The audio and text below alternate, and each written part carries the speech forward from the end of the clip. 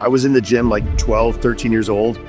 My mom had a membership to the local YMCA, and I just started tagging along from a young age. My entire life of athletics in school, leading into bodybuilding, was always, I loved the challenge of individual pursuits. I never played team sports. I loved being the master of my own destiny, and I think that's one thing that I found within bodybuilding was what you put in, you get out. There was a guy named Maurice Pujanowski who was the world's strongest man, but he looked like a bodybuilder.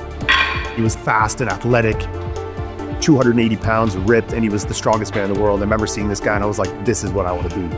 Yeah, it's awesome to look good, but I want to be able to perform well, and I want to be like, not only do people just shit their pants when they look at me, but when they see me lift in the gym, people are just wowed. And I think that's what initially really drew me to it, was just the freak factor of the limit of human performance.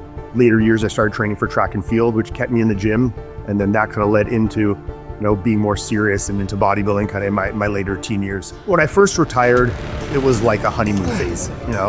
It's like 6 months of, holy shit, I'm free. The word I always use, especially when you've been doing it a long time, is you feel shackled to bodybuilding. It's something that follows you around all day, every day. And I don't say that in like a negative connotation. I love bodybuilding.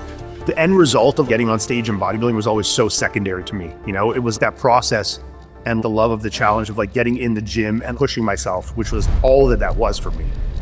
I would have enjoyed bodybuilding if I never had to get on stage. If I could just like train as hard as I could every day, see the progressions in my physique, forever chasing that white rabbit that is progress. It doesn't end. It's only positive things that it's brought to my life when I think of training and like all the hard times that training has helped me through. When you can get in there and put everything else, all the other things that are going on in your life, and like kind of like let those go to the wayside and just empty the tank. I think one very important lesson that I learned from bodybuilding is that it's okay to fail. Whether it's failures on stage as a bodybuilder, failing under the weight of the gym. Failure is such a part of life that happens all the time. Whether you're building a business or you're trying to be the best bodybuilder, it's okay to fail. Try your best on something, and if it doesn't work out, you take the lessons learned and you build from there. I'm so grateful for everything that training and my passion for training has led me into in my life.